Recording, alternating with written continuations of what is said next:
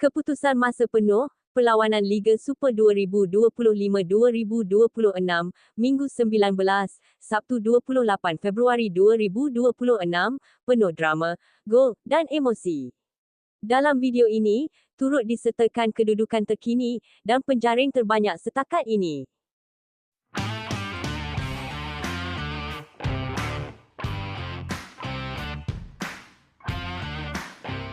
Berikut, hasil keputusan masa penuh, Liga Super Minggu 19, Sabtu 28 Februari 2026.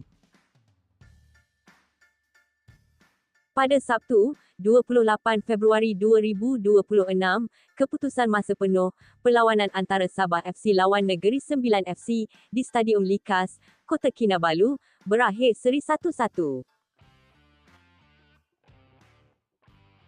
Kemudian, keputusan masa penuh, perlawanan antara Melaka FC lawan Selangor FC di Stadium Hang Jebat, berakhir seri 0-0.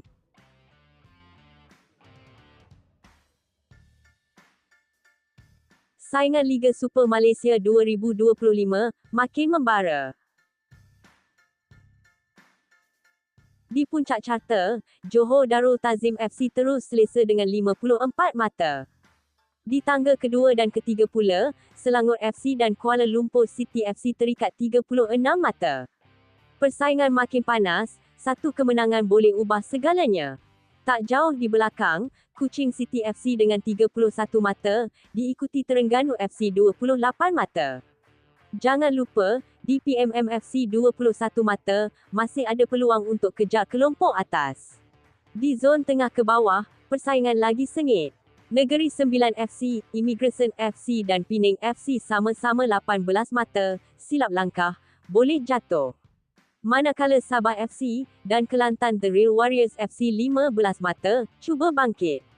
Melaka FC 11 mata dan PDRM FC 10 mata pula, wajib cari kemenangan segera.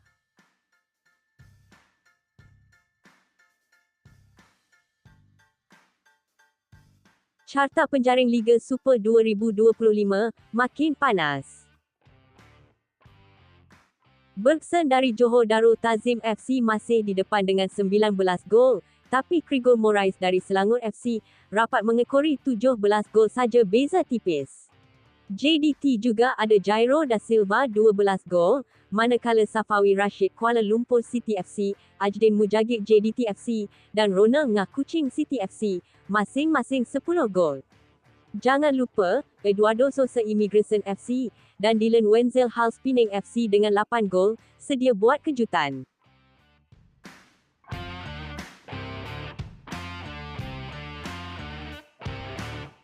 Jadi itulah dia, keputusan masa penuh, kedudukan terkini, serta penjaring gol terbanyak setakat ini, perlawanan Liga Super 2025-2026, Minggu 19, Sabtu tarikh 28 Februari 2026. Segala yang anda perlu tahu tentang Liga Super Malaysia ada di sini, Liga M Update.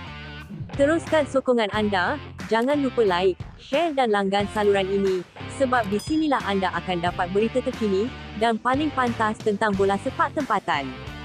Jumpa lagi dalam update seterusnya, geng.